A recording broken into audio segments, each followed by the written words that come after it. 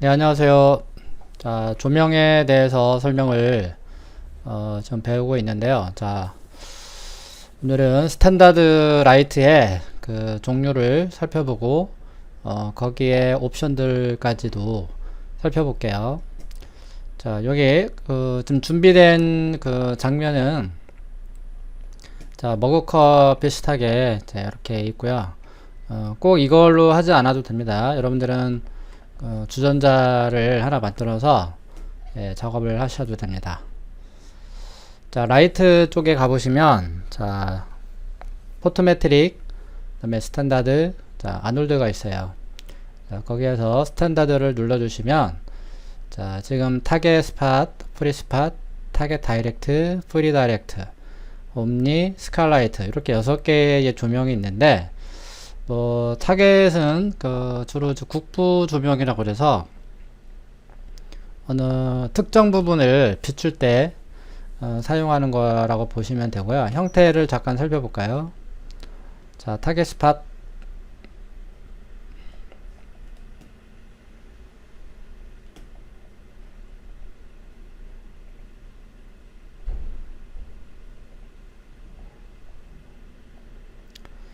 자, 이렇게 좀 다음과 같이 그 일정한 부분을 어떤 특정한 부분을 비출 때 사용하는 조명이라고 보시면 되고 프리스팟은 타겟이 없어요. 말 그대로 타겟이 없고 요런 거는 그 회전 툴을 활용해서 작업을 하시면 되고요. 쓰임새가 조금 다르긴 한데 타겟 스팟은 타겟이 있는 조명이잖아요. 얘는 타겟이 없기 때문에 주로 어떤 애니메이션 같은 곳에 뭔가 이렇게 붙어서 뭔가 작동이 되는 그런 장면에 활용하시면 좋을 것 같아요. 그래서 쓰임새는 똑같지만 약간의 차이는 있습니다. 자, 타겟 다이렉트는 이렇게 실린더의 형태로 되어 있는데 이 실린더의 형태가 태양광이나 어떤 레이저 빔 쪽에 사용한다고 보시면 됩니다.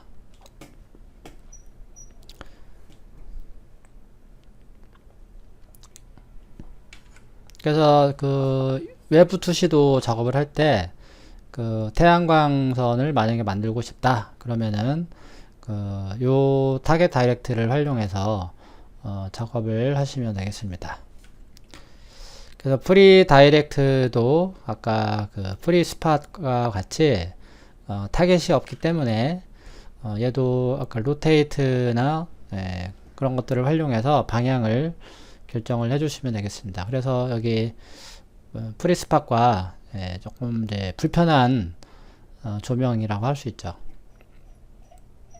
자, 그리고 옴니라이트가 있는데, 자, 옴니라이트는 지금 보는 바와 같이 이제 단일이라고 해요. 단일 감원에서 모든 방향으로 광선을 투사를 해요. 이런 식으로 이렇게 전 사방으로 빛을 내뿜는 조명이라고 보시면 돼요. 그래서 옴니라이트는 그 장면에 어떤 필 라이트를 추가하거나 포인트 강원을 시뮬레이션 하는데 유용합니다. 그리고 백열 전구나 스탠드 같은 조명에 활용하시면 되겠습니다.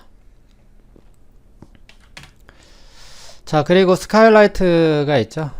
자, 스카이라이트는 그 하늘이 가지고 있는 그 자체의 라이트로 그 물체 전체에 골고루 비추어서 마치 그 GI 효과 같은 GI라는 거는 이제 글로벌 일루미네이션이라고 그랬죠.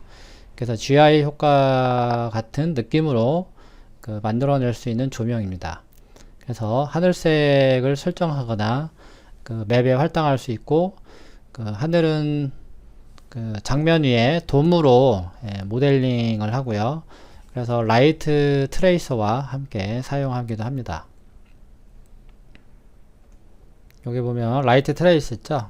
라이트 트레이서와 스카이라이트는 같이 사용하는 거라고 보시면 되겠습니다.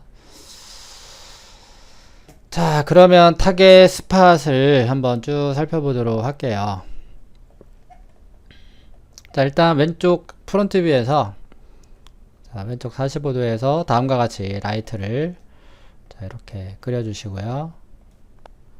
자, 모디파이에 가보면 자, 라이트 먼저 제너럴 파라미터를 한번 볼게요. 자, 라이트 타입이라고 이렇게 나와 있는데 여기에서 바로 그 내가 원하는 조명의 형태로 이렇게 타입을 바꿀 수가 있습니다. 자, 타겟은 요 끝에 부분을 보이게 할 것이냐 말 것이냐, 그쵸? 네, 그거는 체크가 되어 있는 게 아무래도 정지된 어떤 스틸 이미지 같은 경우에는 타겟이 체크가 되어 있는 게 아무래도 사용하기가 편하다고 할 수 있겠습니다. 자, 그리고 여기 섀도우가 있는데요. 자, 섀도우는 그 여러가지 그림자에 대해서 설정할 수 있는 곳인데요.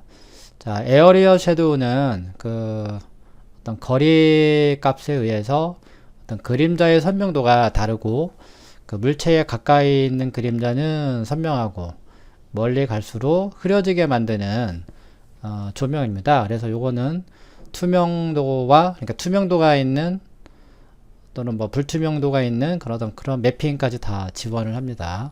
그래서 에어리어 섀도우로 놓고 렌더링을 한번 해보도록 하겠습니다.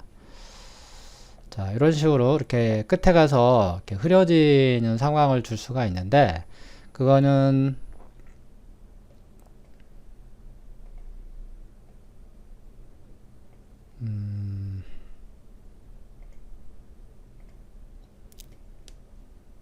자, 여기 그 에어리어 섀도우로 바꾸게 되면은 그 아래쪽에 에어리어 섀도우라는 그 항목이 자동으로 생성이 되겠습니다. 자, 베이지 옵션에 들어가면요, 그 심플, 그 다음에 렉탱글, 디스크, 박스, 스피어 이렇게 종류가 나오는데 요거는 그 에어리어에 대한 조명의 형태라고 보시면 되겠네요. 그 심플이라는 거는 그 어떤 라이트에서 그 표면을 향해 그 하나의 광선을 투사를 하는 조명이고요. 그 엔티 엘리어싱이나 그 어떤 영역의 라이트 계산은 그 수행되지 않습니다. 자, 렉탱글 라이트는 그 사각형의 빛을 투사를 하고요. 그 다음에 디스크는 그 원형의 빛을 투사를 합니다. 그 다음에 박스는 그 박스인 것처럼 빛을 투사를 하고요. 그 다음에 스피어는 라이트가 구의 어떤 형태를 가지고 빛을 투사하는 거죠. 대부분은 렉탱글 라이트를 가지고 많이 활용을 합니다. 그래서 아래쪽에 보시면 에어리어 라이트의 디멘션을 이용해서 요거를 이용해서 크기를 제어를 하는 거죠. 그러니까 여기에 조명이 이렇게 사각형에 있다고 생각을 하시면 되는 겁니다. 그 크기를 제어를 하는 거예요. 자, 그렇게 해서 렌더링을 하면 자, 이런 식으로 나오는데 자, 거기 또 아래쪽에 옵션을 또 잠깐 살펴보겠습니다. 자, 투사이드는 당연히 그 아까 뭐 처음에 그 전에 영상에서 이야기를 했는데 물체의 양면을 계산을 할 건지 말 건지를 이제 이야기하는 거죠. 그러니까 이런 거는 이제 체크를 하는 게 좋은데 지금 얘 같은 경우는 굳이 체크를 할 필요가 없죠. 오히려 계산이 오래 걸리기 때문에 꺼주는 게 좋습니다. 자, 엔티 엘리어싱이라는 거는 이제 주로 이제 계단 현상이라는데 이제 섀도우 그 인터그리티라고 나오잖아요. 이거는 그림자의 이제 무결성이라고 그래서 그 어떤 처음 투사되는 광선 다발의 광선수를 설정을 해요. 자, 만약에 2를 주게 되면은 광선의 개수가 4개가 나오는 거고 2를 주게 되면은 광선이 5개가 나오고 3을 주게 되면은 n 곱하기 n이라고 그래서 자 9개가 되고요. 4를 주면은 16개, 4, 46 5개를 주면은 5, 25 그래서 25개의 광선이 나오는 거죠. 이렇게 숫자가 올라가면 올라갈수록 광선의 양도 많아지게 되는 겁니다. 그 다음에 그림자의 퀄리티를 정해 줄 수가 있는데요.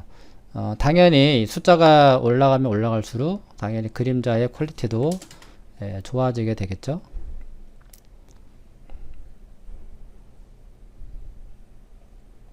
자, 약간 왼쪽으로 옮겨 놓고 해볼게요. 그래서 그림자의 품질을 결정할 때 사용을 하면 되겠고요. 그 다음에 샘플 스프레드라고 나오는데 요거는 이제 샘플 확산이라고 그래요. 그래서 엔티 엘리어싱의 그 엔티 엘리어싱 된 그 가장자리를 흐릿하기 위한 반지름이라고 합니다. 그래서 이 값이 증가하게 되면은 흐릿한 정도도 같이 증가를 하게 됩니다. 자, 한번 올려보도록 하겠습니다. 자, 그 다음에 섀도우 바이어스는 어떤 그림자를 투사하기 위해서 그 오브젝트와 그 음영 처리되는 어떤 그 지점 간의 최소거리라고 하는데 이것으로 흐릿한 그림자가 다른 표면에 영향을 주는 것을 막을 수가 있죠. 그래서 블록 값을 증가시키려면은 바이어스 값도 같이 올려주시면 되겠습니다.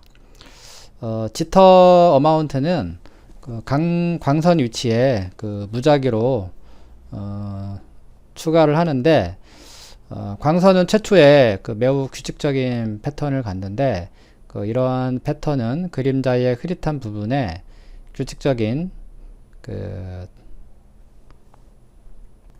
아티팩트라고 나오는데요. 그 아티팩트는 뭐 이렇게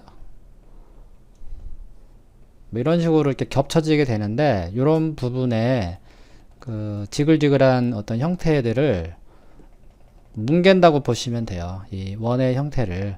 그래서 결국은 숫자가 많아지면 많아질수록 이런 원의 형태를 띄지 않고 그냥 다 뭉개뜨리는 노이즈 형태로 표시를 하는 거죠. 그래서 이 지터의 어마운트는 0.25에서 1.0의 수치를 사용하시면 되겠습니다.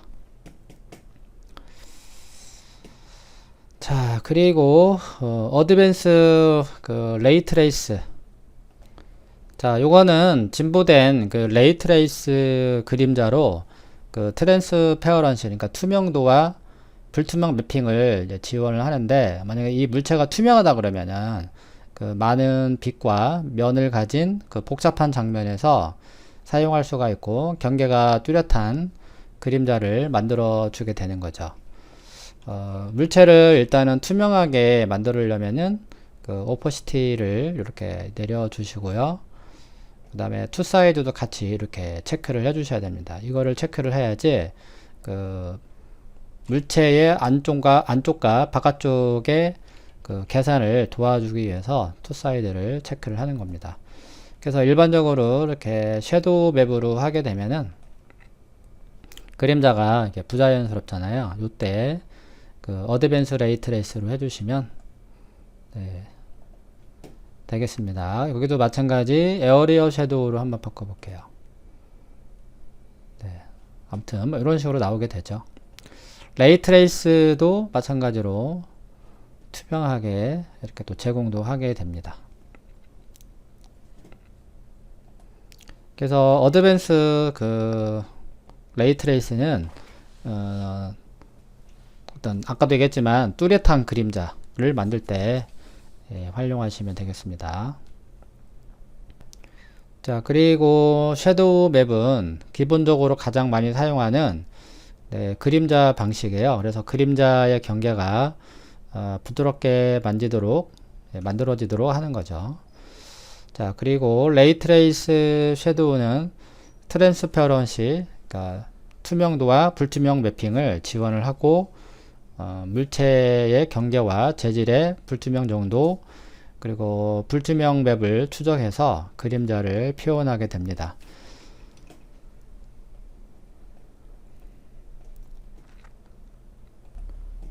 자, 불투명 맵을 지원을 하는지 한번 살펴볼게요. 자, 여기 머티리얼에 와서요.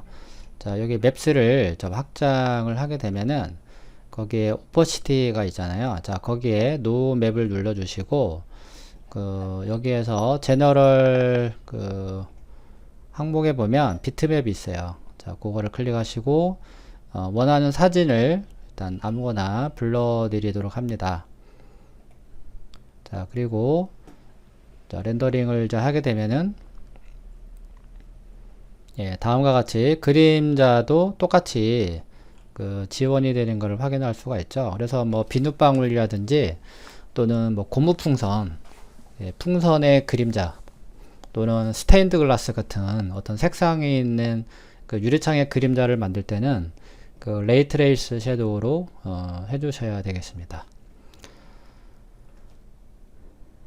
다른 색상이 있는 걸로 한번 넣어볼게요. 제 얼굴을 한번 넣어볼게요.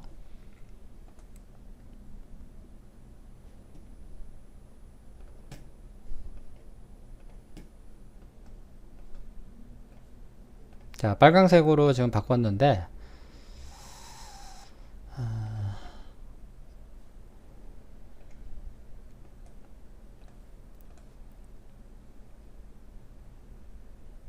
자, 디퓨즈까지 한번 같이 넣어볼까요? 이거를 디퓨즈 컬러에다가 같이 인스턴스를 넣고 렌더링을 한번 해보도록 하겠습니다.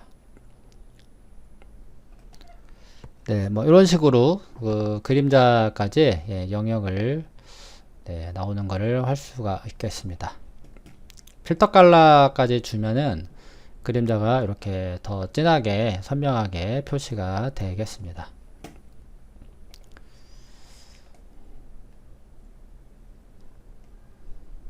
네, 아무튼 이런 식으로 예, 작업을 하시면 됩니다. 필터 컬러는 그냥 뭐라고 할까요? 셀로판지 같은 그런 투명한 재질이 한번 이렇게 감싼 형태라고 보시면 돼요. 자, 요거는 다 없애주고요. 자, 다시 원래대로 이렇게 올려놓은 상태예요. 자, 그리고 자, 그러면 그림자는 일단 섀도우 맵으로 예, 처리를 해서 작업을 하도록 하고요. 자, 여기 섀도우 맵으로 했을 때 거기 이제 바이어스가 나오게 되는데 그림자의 치우침이라고 보시면 돼요. 자, 이 바이어스가 올라가게 되면은 그림자의 위치도 같이 이제 바뀌게 되는데 수치가 올라가면 올라갈수록 그림자의 위치가 바뀌게 됩니다. 그래서 요거는 그냥 최저 수치로 사용을 해서 그림자가 물체 쪽에서 바로 출발할 수 있게끔 해주시는 게 좋고요. 자, 사이즈는 그림자의 선명도 및 해상도를 조절할 때 사용을 하게 되는데 당연히 이 수치가 올라가면 올라갈수록 그림자의 선명도가 올라가는 것을 확인할 수가 있겠습니다. 네, 그림자가 점점점 선명해지고 있죠. 그 다음에 샘플 레인지라고 하는데 이거는 그림자의 경계를 부드럽게 표현할 때 표현하게 될 범위를 지정을 해요. 그래서 값이 커질수록 많이 부드러워지게 되는 거죠. 그럼 얘는 좀 줄여주고 샘플 레인지를 한번 올려보도록 할게요. 자, 그림자가 많이 부드러워지죠? 이런 식으로.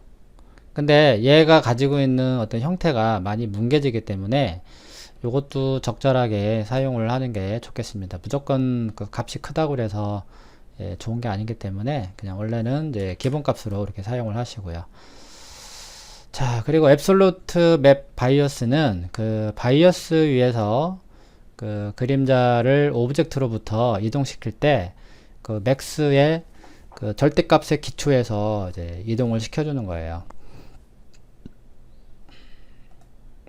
자, 그리고 투사이드 섀도우는 그림자의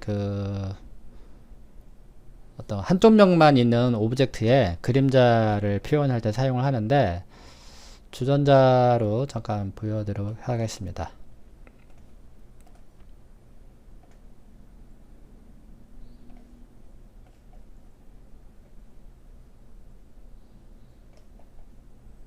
자, 투사이드를 끈 상태에서 그냥 기본 재질을 이제 적용을 했고요. 그 다음에 위쪽에 뚜껑을 없애 놓은 상태예요. 자, 렌더링을 하게 되면, 자, 요 그림자를 보시면 지금 이거를 색상을 한번 넣어 볼게요. 자, 노랑으로 주고 렌더링을 했어요. 그러면은 이 안쪽에도 노란색이 표시가 돼야 되는데 표시가 되지 않고 지금 바닥의 색상이 이렇게 이제 보이게 되는데, 이제 마치 관통이 된 것처럼 그 투명하게 이렇게 물체가 아예 없는 것처럼 이제 보이게 되는데, 거기에 대한 그림자도 나오지가 않는 거죠. 그럴 때 이제 활용하는 거예요. 아까 그 투사이드 섀도우라는 거는 요때 요거를 이제 체크를 하고 렌더링 하면 요 그림자도 그렇게 나오게 되는 거고, 그 다음에 이 물체에 대한 것도 같이 나오려면 이 재질 창에서 이 투사이드를 체크를 해줘야 됩니다. 그래서 결국은 재질의 투사이드와 그림자 쪽의 투사이드를 체크를 해주셔야 되는데, 무조건 다 체크하는 건 아니고 이런 상황이 됐을 때 체크를 한다고 보시면 되겠습니다.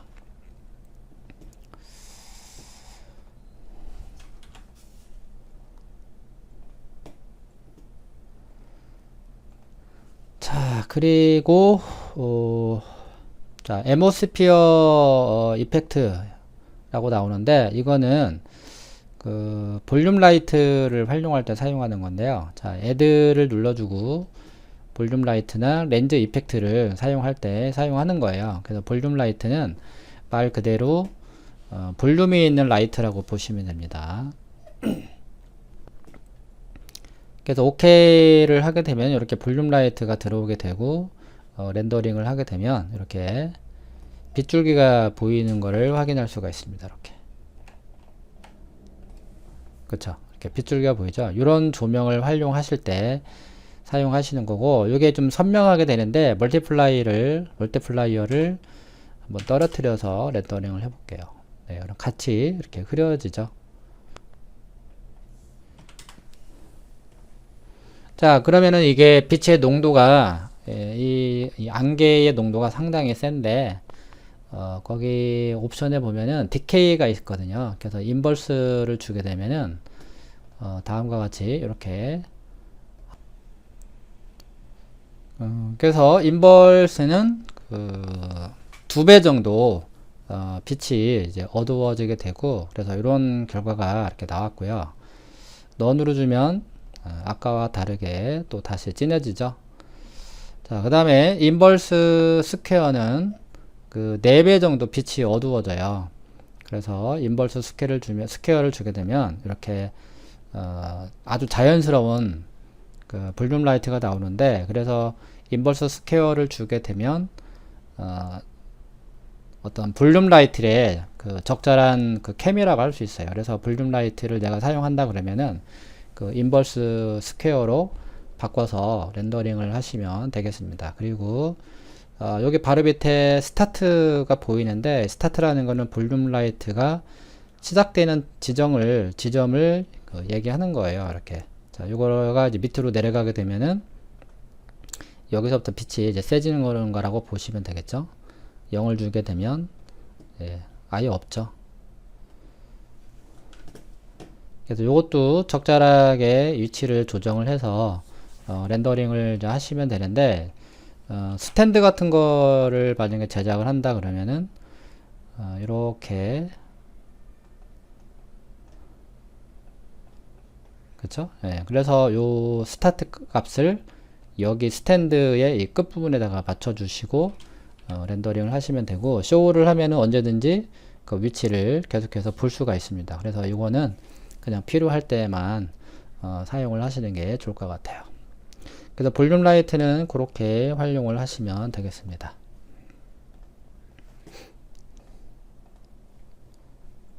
자, 요거는 다시 넌으로 돌아가고요.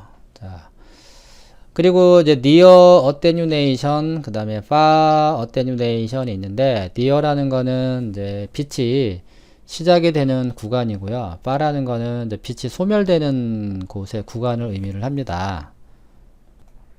그래서 마찬가지로 그 니어와 파로 구분을 하고, 거기를 또 나눠요. 스타트와 엔드로 나누는데, 그 스타트와 엔드 사이에는 그 빛이 약하게 이제 존재를 하고, 그 다음에 이제 엔드 지점으로부터 비로소 빛이 또 밝아지기도 하고 그래요.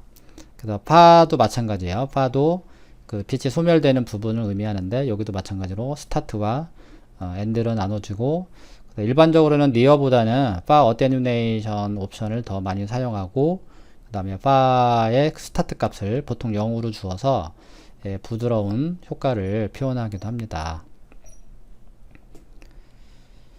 자, 그러면 파일 체크를 이제 하게 되면, 요거를 제가 그래프로 잠깐 이제 보여드리게 되면은, 이렇게 빛이 광원이 있어요. 네, 빛이 나오게 되는데, 그럼 이렇게 빛을 이제 쏘겠죠. 그러면은, 아이로 따지면, 이제 사람으로 비유하자면, 얘가 이제 빛이 점점 어떻게 될까요? 여기가 사람으로 따지면 한 청년기가 되겠죠. 뭐 한 20대, 30대, 그쵸? 그 다음에 4, 50, 60, 70, 80, 90 점점점 이렇게 나이가 들어가면서, 또는 이제 빛이 점점점 소멸되는 구간이라고 보시면 돼요. 그래서 빛이 시작되는 곳, 그 다음에 빛이 끝나는 곳, 거기서 또 스타트와 엔드로 나눠지고, 또 빛이 끝나는 곳에 스타트와 또 이렇게 엔드로 나누어지게 되는 거죠. 그럼 여기가 스타트, 그쵸? 그 다음에 엔드, 여기가 빛이 끝나는 곳에 스타트, 여기가 또 엔드. 그렇게 되는 거죠. 그럼 여기 이 구간이 가장 빛을 세게 받는 곳이고요. 여기는 빛이 시작되는 곳, 여기는 빛이 끝나는 곳이기 때문에, 물체에 특히 여기에 이제 들어가게 되면은 빛을 적게 받는다는 의미입니다. 그래서 인테리어 같은 거 할 때는 니어 쪽을 사용하지 않고, 이 파가 끝나는 곳, 이 파의 스타트를 여기다가 갖다 놓고, 그래서 엔드를 여기다 끝에 놓고 렌더링 하는 거죠. 이해가 되시죠? 그래서 다시 한번 이야기하면, 빛이 이렇게 있었을 때 파의 스타트, 파라는 건 빛이 소멸되는 구간이잖아요. 그 스타트 값을 여기다가 사용을 하고, 엔드는 여기다 사용하는 거죠. 그러면 점점 빛이 이렇게 흐려지는 듯한 느낌을 줄 수가 있는 거죠. 그래서 물체가 여기에 들어가게 되면 아주 자연스러운 결과를 기대할 수가 있다. 그래서 파 어테뉴네이션에 유주를 사용하시고, 스타트, 여기 좀 잘 안 보이는데 시컴에서 스타트를 여기다가 놓고, 그 다음에 엔드를 여기다 놓는 거죠. 이렇게, 그렇죠? 이런 식으로. 자, 한번 렌더링을 해보도록 하겠습니다. 자, 지금 빛이 그 바의 그 엔드 부분이 여기에 걸쳐져 있기 때문에 렌더링의 결과도 상당히 어두운 거를 확인할 수가 있죠. 이런 식으로 충분히 확보를 해주고 렌더링을 해주면 이런 결과가 나오고요. 당연히 스타트 값도 이렇게 이쪽으로 다가가게 되면은 빛이 더 세지게 됩니다. 이런 식으로. 그래서 요거를 잘 활용하면은 그 인테리어 쪽에 이제 많이 활용을 하는데, 지금은 뭐 V-Ray나 뭐 여러 가지 그 좋은 렌더러가 나오면서부터 이런 방식에는 이제 잘 쓰지가 않아요. 그래도 이런 용어를 아셔야지 다른 렌더러도 충분히 이해하면서 사용을 할 수가 있겠습니다. 자, 쇼는 언제든지 그 내가 선택하지 않아도 이 그 파 어테뉴네이션의 그 범위 값을 이렇게 항상 보면서 작업을 할 수가 있는 거죠. 네, 그렇게 이해를 하시면 되겠습니다. 자, 그리고 여기 멀티플라이어는 그 라이트의 세기예요. 그래서 이 수치가 올라가면 당연히 빛의 세기가 커지게 되고, 그 다음에 얘는 보통 태양 같은 경우는 1.0에서 1.5 정도 씁니다. 1.5. 내가 만약에 타겟 다이렉트로 조명을 만든다고 했을 때 그 인텐시티를 1.5로 이렇게 사용을 한다고 보시면 되겠습니다. 자, 그리고 조명의 그 컬러, 그럼 요거를 눌러주면은 조명의 색상을 이렇게 바꿔줄 수가 있겠습니다.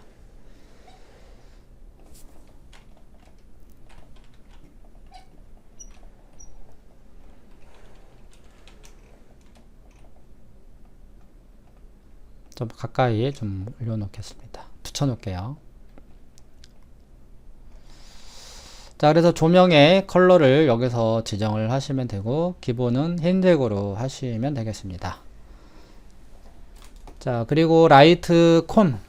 예, 이거는 이제 조명의 형태가 이렇게 콘의 형태로 되어 있잖아요. 그거를 계속해서 보여줄 것인지 말 것인지를 이야기하는 거죠. 디스플레이입니다. 그래서 디스플레이. 선택하지 않아도 이 쇼의 콘의 형태가 계속해서 보일 것이냐, 그러면은 얘를 켜주시는 거고요. 예, 끄면 선택하지 않으면 이게 나오지 않잖아요. 그러니까 얘를 켜놓으면은 선택하지 않아도 이게 계속해서 디스플레이가 되는 거죠. 근데 요거를 꺼놓으면은 안 나오죠. 우리는 이제 요거를 선택했을 때만 이 형태가 보이게 되는 거고. 자, 그리고 오버슈트라는 거는 지금 빛이 지금 이제 이 원 안에, 그쵸? 이 원 쪽으로만 이렇게 특정한 부분만 이제 빛을 비치게 되는데, 오버슈트를 체크를 하게 되면은 이 영역하고 상관없이 전체 빛이 나오게 되는 거죠. 마치 옴니라이트 같은 그런 효과가 되겠습니다.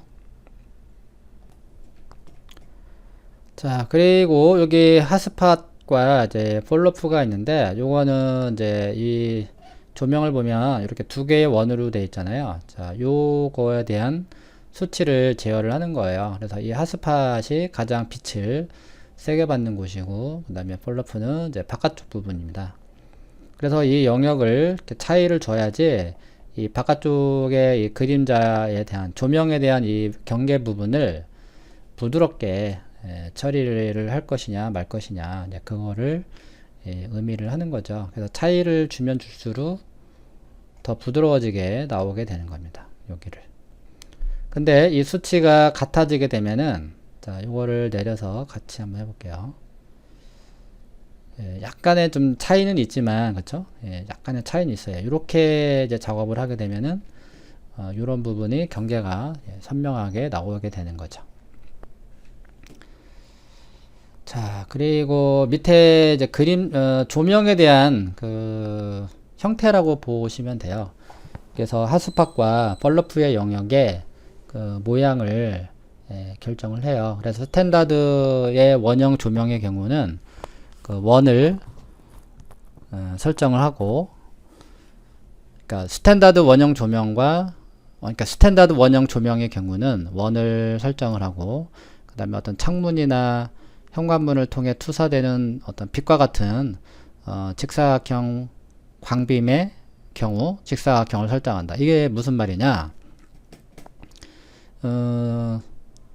빔 프로젝트가 보통 이제 사각형이잖아요. 우리가 영화관 가면은 이제 빛을 투사하는 형태가 사각형이잖아요. 그런 거 할 때는 레팅글로 하시면 되고, 그러니까 일반적으로 뭐 이렇게 조명을 하실 때는 이렇게 원형 조명 같은 경우는 이제 이 서클로 한다고 보시면 돼요. 그래서 레팅글로 하게 되면은 그 빛의 어떤 형태가 이렇게 사각형으로 나와서 마치 아까 이야기했던 어떤 창이나 현관문을 통해서 투사되는 빛, 그런 거를 표현할 때 레팅글로 하기도 하고요. 그 다음에 이제 어스펙은 그 빛의 형태를 그 레팅글로 이제 표현을 하는데, 이때 이제 직사각형의 어떤 광빔의 가로 세로 비율을 설정을 하는 거예요. 이런 식으로. 그래서 어떤 형태를 이렇게 조절할 수가 있고요. 그 다음에 여기 오른쪽에 비트맵이 있는데, 요거는 이제 조명의 어떤 투영 가로 세로 비율이 그 직사각형인 경우 어떤 특정 비트맵에 맞는 가로 세로 비율을 설정을 해요. 그래서 이 옵션은 조명을 그러니까 프로젝터 조명으로 사용할 때 유용합니다. 그래서 요거를 이제 눌러주고 사진을 이렇게 이제 불러오게 되면은 그 사진에 맞게 사이즈가 이렇게 바뀌게 됩니다. 그러니까 불러오는 사진의 그 비율을 맞춘다고 보시면 되겠습니다.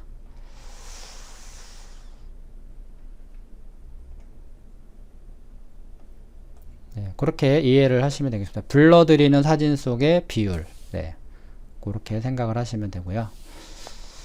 뭐 크게 쓸 일은 없을 것 같아요. 자, 그리고 아래쪽에 그 어드밴스 이제 이펙트가 나오는데, 자, 콘트라스트가 나와요. 그거는 이제 음영 대비라고 그러잖아요. 그래서 그림자 렌더링을 했을 때 콘트라스트를 이제 좀 올리고 싶을 때, 네, 그렇게 활용하시면 되겠습니다. 그래서 물체의 그 음영 대비 효과의 정도를 조정을 할 수 있는 거죠. 자, 올려보면은, 네, 콘트라스트가 상당히 강하게 나오죠. 자, 50으로 줬을 때, 자, 뭐 이런 느낌. 네, 저는 거의 쓰지 않네요. 네, 지금 지금 설명할 때만 이렇게 사용을 하고 있는데, 실제는 렌더링 장면에서는 잘 쓰지 않는 것 같아요. 이거는 이제 경우에 상황에 맞게 사용을 하시면 될 것 같고, 그 다음에 소프튼 디퓨즈 엣지. 자, 요거는 물체의 그 디퓨즈 부분과 앰비언트 부분의 경계 부분을 부드럽게 표현할 때 사용을 하는 거예요.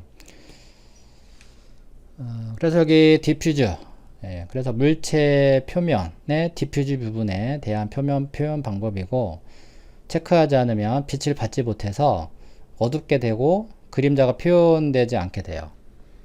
네, 뭐 올려보도록 하겠습니다. 이거는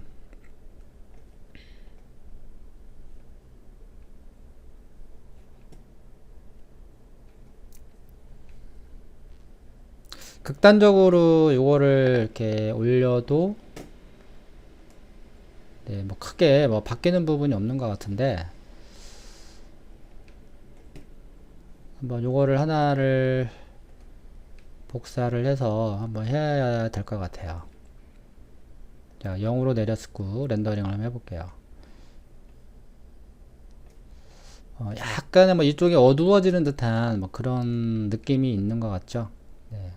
그래서 소프트 디퓨전은 뭐 이런 부분을 좀 처리할 때 약간 부드럽게, 보통 이제 디퓨즈라는 거는 물체의 메인 컬러라고 생각하시면 되고, 앰비언트는 가장 밝은 부분, 그러니까 하얀색과 하얀색의 그 경계 쪽, 보통 반사광이라고 이야기도 하는데 좀 어렵죠.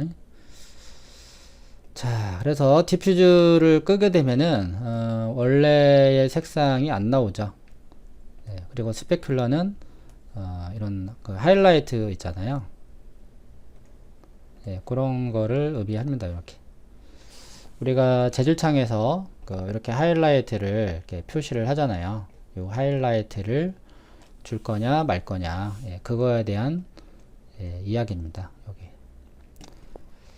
자, 앰비언트 온리를 하게 되면은 그 빛이 어떤 조명의 그 주변 그 컴포넌트에만 영향을 주는데, 이제 설정하게 되면 콘트라스트나 그 소프트 디퓨즈 엣지 또는 디퓨즈 및 스피큘러를 사용할 수가 없어요. 네, 이런 식으로 나오게 됩니다. 자, 그리고 아래쪽에 그 프로젝터 맵이 있는데, 이거는 그 라이트에 그 비트맵 이미지를 투영시켜서 마치 그 영상기와 같은 효과를 줄 수가 있어요. 예를 들면 그 장면에 그 실제 나무 그림자가 없는데, 이 프로젝트 맵에 나무 잎사귀에 관련 맵을 사용하면 마치 나무가 있는 것처럼 효과를 주는데요. 사용을 하려면 이 맵을 클릭을 해서 비트맵으로 그 사진을 불러와 주면 됩니다.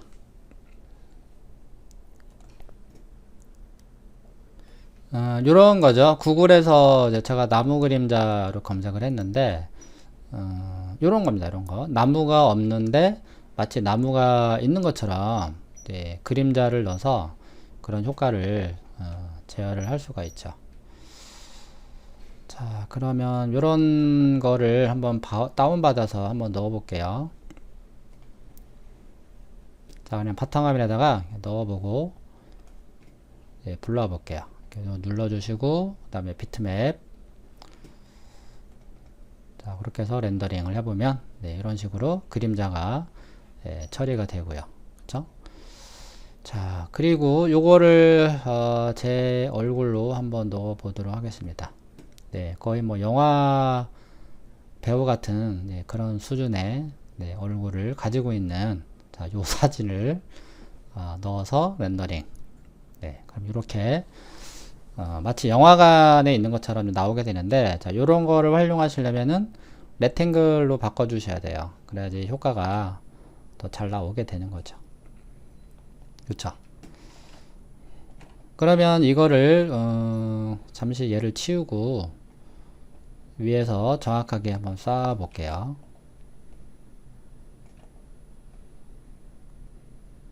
그래서 영화관 같이 그런 스크린 형태로 주려면은 얘를 이제 벽으로 만들어야죠. 바닥으로 만드는 게 아니라 벽으로 싸서 표현을 하면은 더 그럴싸하게 렌더링 돼서 나오게 되는 거죠.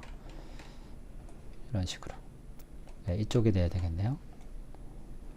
자, 그리고 여기에다가 아까 그 볼륨 라이트가 있었잖아요. 그래서 볼륨 라이트 넣어주고 타입을 인버스 스퀘어로 네, 처리를 해서 렌더링까지 해주면 마치 영상에 같이 나오죠. 이런 식으로.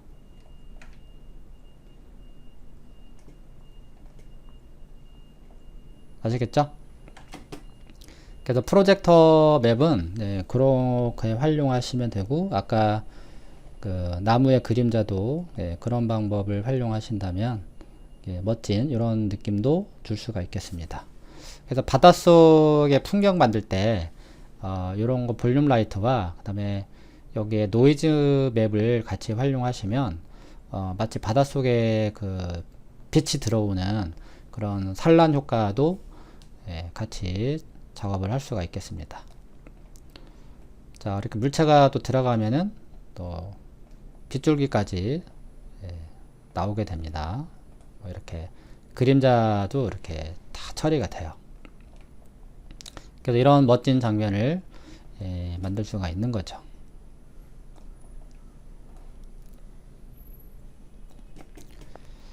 자, 그럼 사용하지 않으려면은 요거를 맵을 꺼주시고 그 다음에 다시 서클로 예, 돌려주시면 되겠습니다. 그럼 여기는 이제 볼륨 라이트만 나오겠죠. 자, 지우려면 자, 여기도 딜레이트 키. 자, 여기도 다시 원래대로 다 돌려놓고요.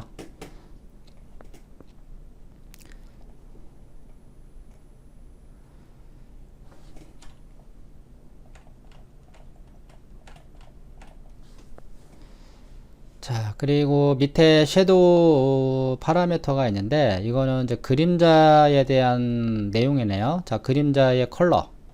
자, 검정으로 되어 있는데 자, 이거를 빨강으로 하게 되면 당연히 그림자가 이렇게 빨강색으로 예, 나오게 되죠. 그래서 그림자의 색상의 어떤 색상을 조정을 하고 뭐 그림자 색상까지 애니메이션을 할 수가 있어요. 그래서 오토키를 켜고 뭐 타임 슬라이더 주고 색상을 바꿔주게 되면 그림자가 이렇게 바뀌는 그런 애니메이션도 예, 가능합니다. 자, 덴서티는 그림자의 농도를 제어를 할 수가 있어요. 지금 이제 1.0인데 그림자가 너무 진하다. 0.5로 떨어뜨려서 그림자를 좀 약하게 처리를 하시면 되고, 그 다음에 그림자의 그 맵, 네, 그러니까 그림자의 단순한 색상이 아닌 그 맵으로, 그러니까 사진으로 지정을 할 수가 있는 거죠.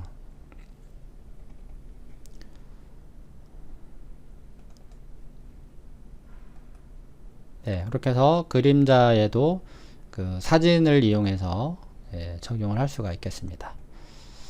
그 다음에 라이트 어펙트 섀도우 컬러라고 나오는데 그 라이트의 색과 그림자로 그 지정한 색이 혼합해서 그 결과를 표현을 합니다. 만약에 멀티플라이어의 색상이 빨강색이고, 그쵸? 자, 렌더링을 하게 되면 이렇게 빨갛게 표시가 되는데, 자, 여기다가 체크를 하고 렌더링 또 해볼게요. 자, 이거를 제가 노랑으로 한번 해보도록 하겠습니다. 파랑으로.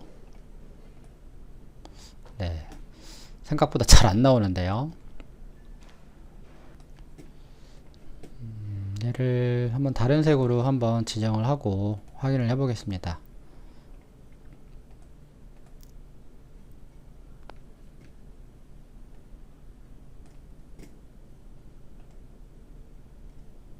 자, 라이트 어펙트 섀도우 컬러.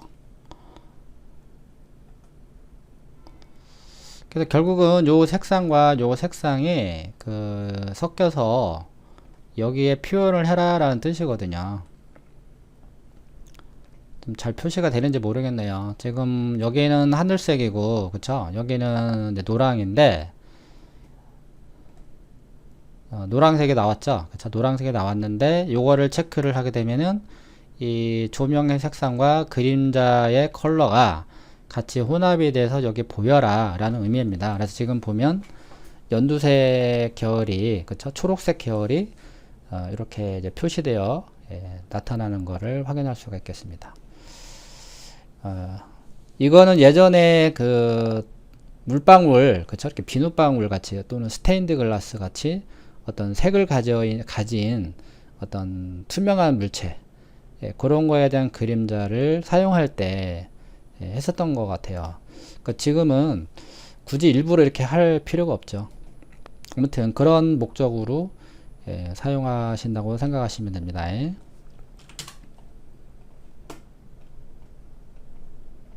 자, 다시 원래대로 다 블랙으로 처리를 하고요. 이렇게. 자, 그 다음에 에모스피어 섀도우가 나오는데, 이거는 볼륨 라이트라든지 또는 뭐 다른 어떤 특수 효과에 대한 그림자를 적용할 때 사용을 해요. 자, 볼륨 라이트를 자, 이거 아니고요. 다른 걸로 할게요.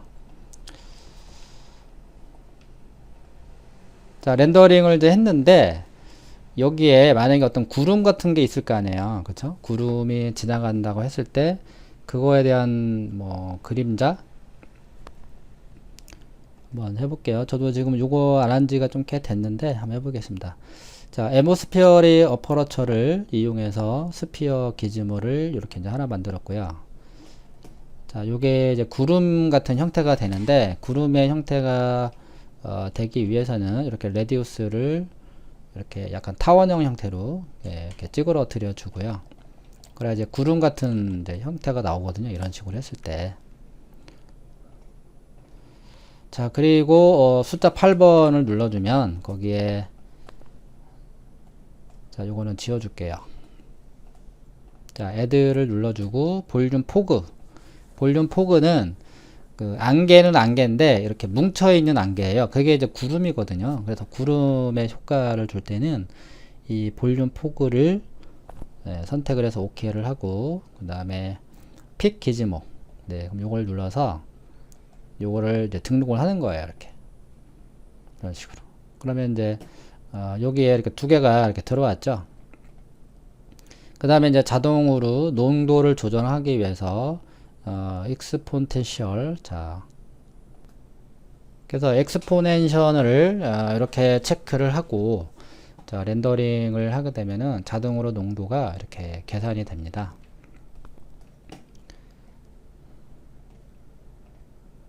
그래서 그림자를 만들 때, 그림자가 아니라 이런 구름 같은 거를 만들 때, 네, 이런 거를 활용하시고요. 그 다음에 노이즈까지 적용을 해서 이렇게 프랙탈을 체크하게 되면은 이렇게 더 구름 같은 느낌을 줄 수가 있겠습니다. 자, 그거에 대한 그림자를 줄 거니 말 거니 입니다. 요게. 그래서 여기 에모스피어 섀도우를 체크를 하고 렌더링을 하게 되면 이렇게 그림자가 표시가 되는 거죠. 자, 요거를 좀 더 크게 해볼게요. 자, 그림자가 나오는 거를 확인할 수 있죠. 오버슈트 체크해 볼게요.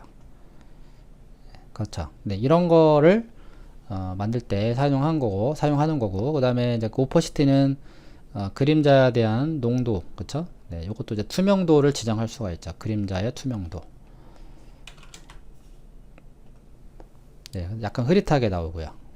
당연히 숫자가 100이면 그림자가 선명하게 보이고, 그 다음에 컬러 어마운트는 이 안개가 가지고 있는 색상, 만약에 그 볼륨 컬러를 만약에 이제 파란색으로 이렇게 했어요. 그럼 얘가 파랗게 나오잖아요. 네, 그거에 대한 그 농도값이라고 생각하시면 돼요. 그래서 그 애모스피어의 색과 그 라이트의 그림자 색이 그 혼합되는 정도를 또 조정을 할 수가 있는 거죠.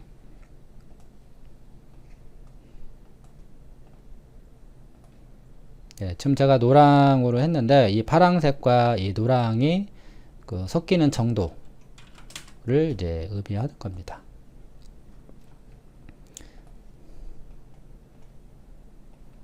그래서 이 컬러 어마운트는 네, 그렇게 이해를 하시면 되겠습니다.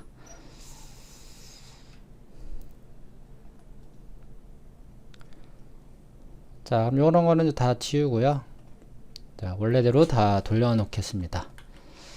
자, 이렇게 그 스탠다드 조명의 그 스포트라이트, 예, 그거에 대한 그 각 옵션들에 대해서 설명을 이제 해드렸는데, 이런 어떤 기본적인 그 옵션들을 알고서 다른 그 플러그인의 V-Ray 렌더러, 뭐 다른 뭐 아놀드 렌더러 그런 거를 공부할 때 상당히 유리하게 예, 작용을 해요. 이런 지식들을 가지고.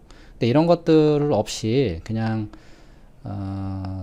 다른 렌더러를 공부한다면은 꼬마 아이가 마치 그 대학교 수준의 그런 지식을 공부하는 거랑 이제 흡사합니다. 그래서 어떤 기본적인 그 조명의 지식을 스탠다드에 있는 이런 스포트라이트를 통해서 예, 다른 조명을 공부하시면 예, 좋을 것 같고요.